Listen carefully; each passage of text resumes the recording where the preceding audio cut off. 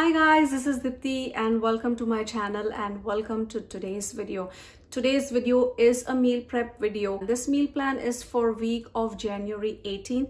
So as usual, I shopped around my refrigerator, freezer and pantry and made a list of all the produce and staples that I had on hand. So looking in my freezer, I had a bunch of veggies that I had prepped earlier in the beginning of the month. So I had them, and I also had a bunch of stuff in the refrigerator that I was trying to get used up so that it did not go to waste. So that's how I wrote down, I wrote down everything that was available to me, fresh or frozen, and then pulled in some of the pantry ingredients and then came up with a potential meal plan. So this is what my meal plan looks like.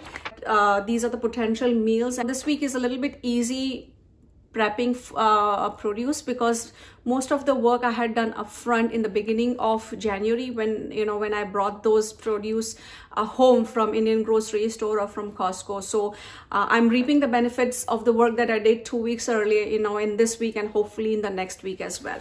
So for this week's meal plan, I have looks like based on my list, I need green peppers, which I already have here. If you can see, these are all frozen and ready to go. I also need tindora. So I've already if I have already prepped this tindora and froze it. Looking at my meal plan, I know that I will be needing onions in this week, and I'll be needing potatoes. So those are the two main things veggie wise, produce wise, that I need to prep. I also need to prep a lot of dough for making rotis, and I'm planning to make pumpkin parathas. I'm going to be using this. Last week it was methi parathas. This week it's going to be pumpkin parathas, and I'm hoping that between those two parathas I'll have enough of parathas for the following week and I don't have to make enough. So I'm planning to make about 30 of the pumpkin parathas and freeze them for this week and next week's use. And then I'm planning to make about 30 rotis, dough worth of 30 rotis, so that we can eat throughout the week. This week is my husband's birthday, so we have planned for getting food from takeout or delivered, so that's why the meals are a little bit on the scant side. Plus we are also going to get a goodie package delivered by my in-laws. It's coming all the way from India and we're really excited for it. It has a bunch of sweet and savory goodies. So technically they are snacks, but we end up eating them as food. So I think between those things and this thing and the takeout, we will have plenty of food for this week. For breakfast, again, I have not planned anything specific for breakfast. Bagels and cream cheese. I have cereal and milk, and I have parathas and pancakes. Yeah, so I have plenty of food to go around for breakfast as well. So without further ado, let's get started. But let me get my hair tied up first before I can start with meal prep. And guys, this video I'm also going to share with you what we are going to eat for today's lunch and dinner as well. So that is something it would be something like what we eat in a day. I hope you stick around till the end and enjoy watching this video. If you do give it a big thumbs up, and don't forget to subscribe to my channel for more such content. Let's get started. I'm going to start off with making today's lunch. First thing I'm doing is making dough for the rotis. I'm using about 8 cups of whole wheat flour or atta to make the roti dough. I will be making the dough in 2 batches as my stand mixer can handle only 4 cups of flour at a time. Otherwise the container just starts spinning off from the base. For each batch of dough, I have used about 4 cups of whole wheat flour, and to this I have added 1 teaspoon of salt, 2 tablespoons of oil and roughly 2 cups of water.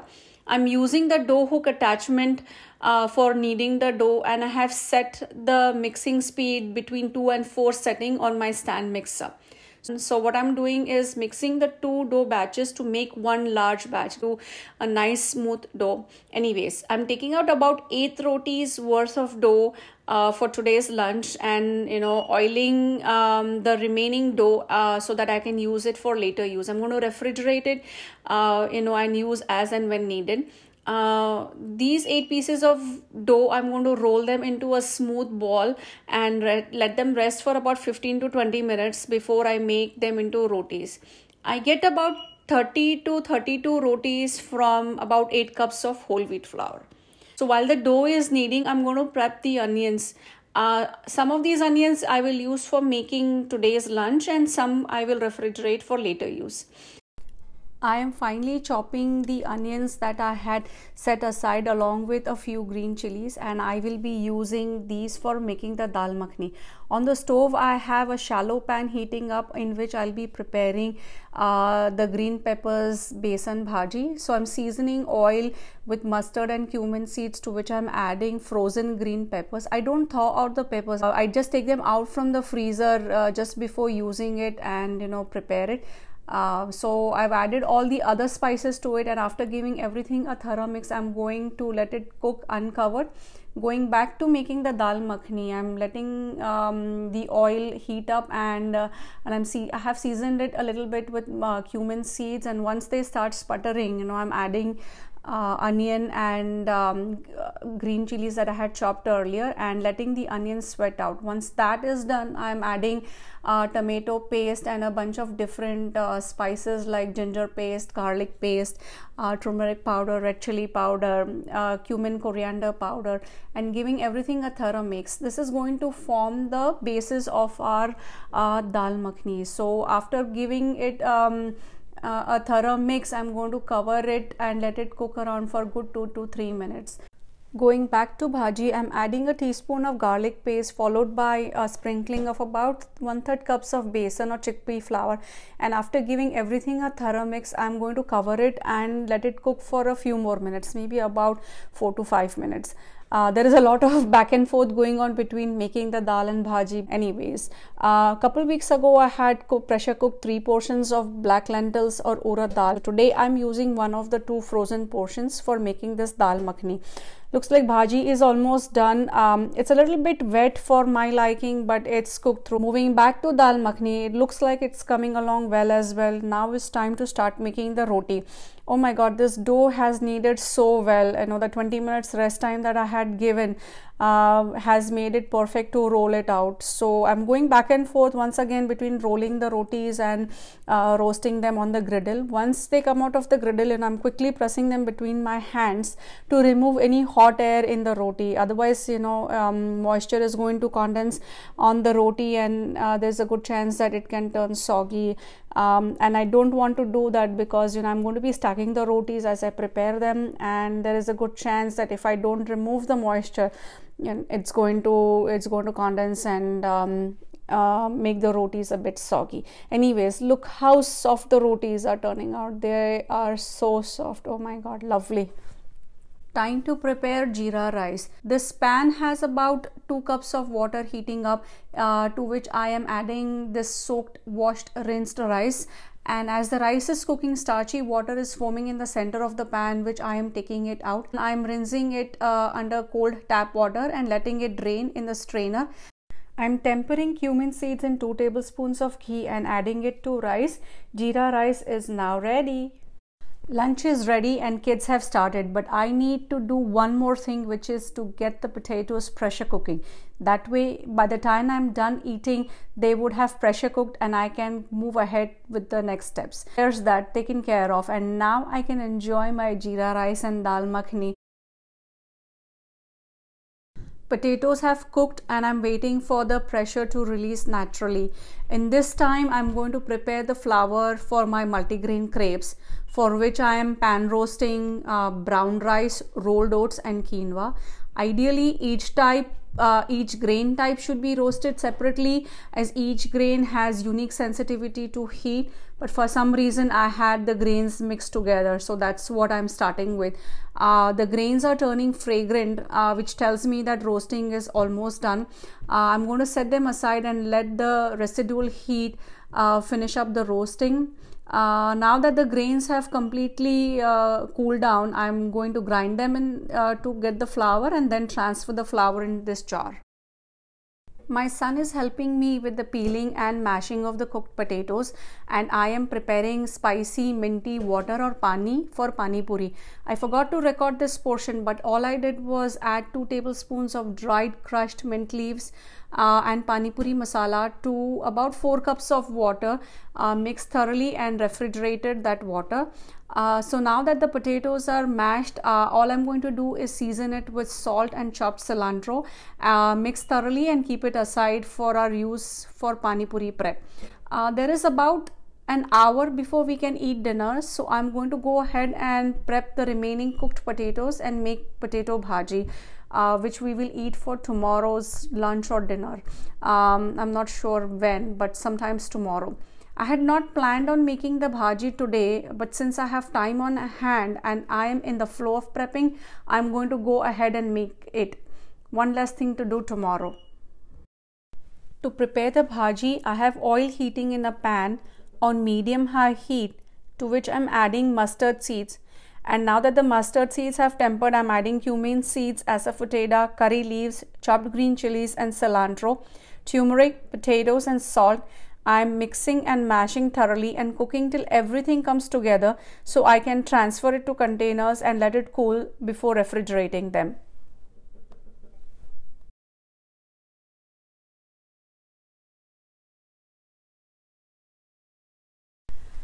The next thing to do is prepare black chana for pani puri as well as for making chana masala tomorrow. I had soaked about 2 cups of these chana yesterday night so that I could pressure cook them first thing in the morning. I'm going to use about 1/3 of these cooked chanas for making pani puri for tonight's dinner and refrigerate the remaining 2/3 for making tomorrow's lunch or dinner. All I'm going to do is simply season the cooked chana with salt and chopped cilantro and set it aside. Then I'm straining the spicy minty water to remove the minty leaves, and finally there is a tamarind chutney that I had left over from a previous Indian takeout, so I'm just going to use that instead of making a new one. Well, it's time to put all of it together and get dinner going. I'm poking the puris with my fingers, and then I'm going to fill it with the potatoes, chana, tamarind chutney, and at the last minute put in some spicy water and pop the whole puri in your mouth. Oh my god, yummo. No time for recording, time to enjoy dinner and family time. Well. Oh my god, we got this goodie package delivered today instead of tomorrow. My in-laws have sent a bunch of homemade goodies for all of us. Yay, I'm so happy and so excited to receive it earlier. And of course, we are going to eat a little bit of this right away. Why wait for tomorrow when something homemade has been sent all the way from India? Let's get eating. Alright guys, it's late now. I have spent about 3 hours enjoying dinner, family time, and unboxing the goodie package, but I still have a couple more things to do. That is make the pumpkin parathas and clean up. That will take care of all the to-do list on my meal prep list. Alright, I'm planning to make about 30 pumpkin parathas, and I'm estimating it to take about an hour or an hour 15-20 minutes, right from kneading the dough, rolling out the parathas and freezing them. I have to knead the dough in 2 batches since my stand mixer can handle only 4 cups of flour at a time. I'm using an entire can of pumpkin puree, that is all of the 29 ounces up to the last juicy bits.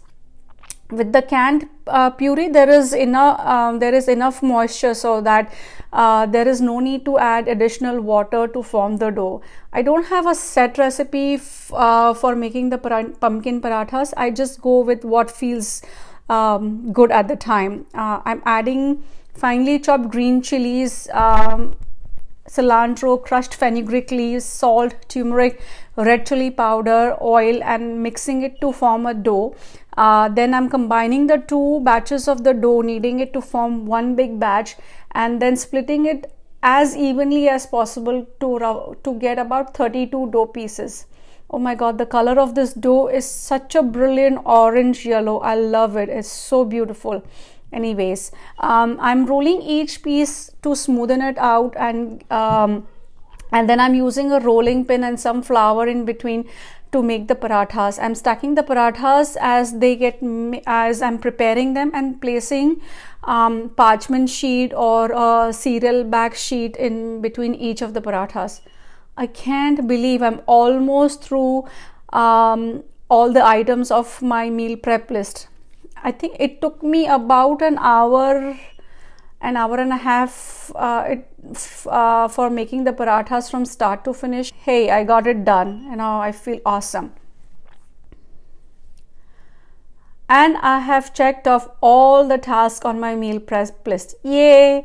I am so tired and exhausted, but I feel very happy and accomplished. With my kitchen clean and my dishwasher loaded and running, I am ready to call it a day.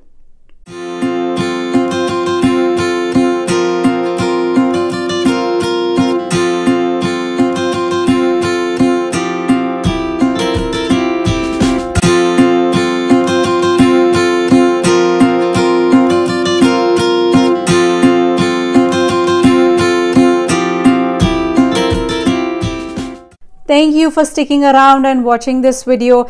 If you'd like me to share any particular recipe of this meal prep, please let me know in the comments section. If you enjoyed watching this meal prep video, please like this video and subscribe to my channel for more such videos. I will see you soon. Bye y'all.